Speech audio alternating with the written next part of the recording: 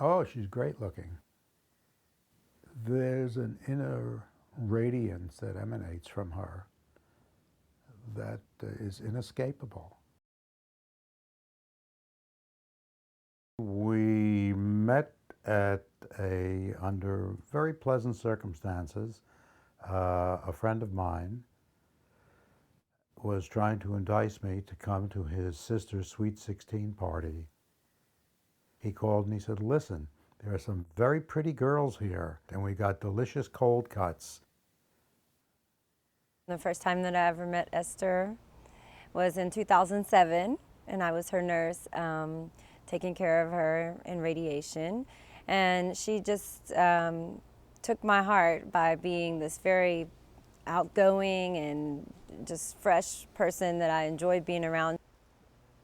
And there's been many days where I watch her one day come in a wheelchair, and the next day she'll come walking in a walker, smiling with her makeup on and looking great, you know. So she never ceases to amaze me about her ability to keep coming back after these very difficult treatments.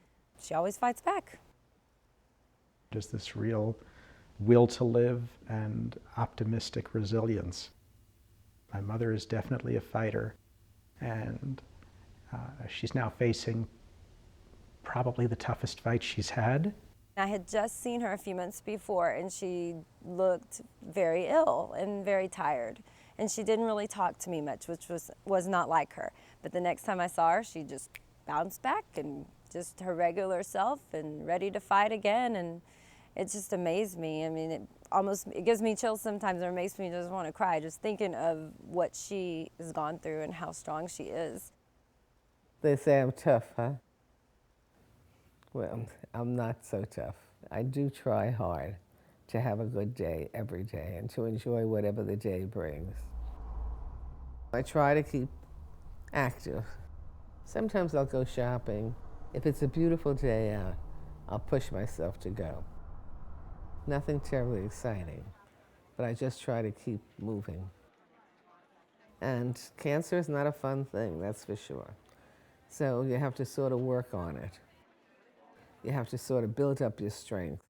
Her life has been defined by caring for other people, you know, starting with her family, extending out to her friends, but also to the broader community and for people in general. I do a lot of volunteer work where I would help people in nursing homes. She would go to the nursing home and inspect the nursing home to make sure that they were providing good care. You know, she was actually at some risk, I think, doing this. Plus, she would come home and be extremely upset because she'd see people really, really hurting. You know, I feel good helping people. So, but you know, you can't always be there for someone else. And I do try, and I do different things. She started knitting hats for children who were having chemotherapy. And first she just started doing it herself. Then she convinced some of her friends to start doing it. And pretty soon she had people in all the buildings in her community knitting hats for children who were undergoing chemotherapy. She never wants to quit. She's always trying to find a different answer, her and her family, of what they can do to make a difference, and so that other people who come across this situation will have hope that they can get through it also and finding a cure and some way to fight, you know, this terrible disease. I have a wonderful support system. I have 3 sons that are amazing. They're very supportive, very caring, and my husband is terrific. And friends. Friends are very important. They come over, they visit. They're just a lot of fun. They're people that laugh all the time, and I enjoy their company. She's maintained friendships for her whole life. And, you know, I think it really speaks to who she is as a person, that so many people hold her so close. 2 words. Yeah, we have some fun that night with charades. We have a good time, a couple of laughs. So that's fun. The world. That we Small played world. last night. That big.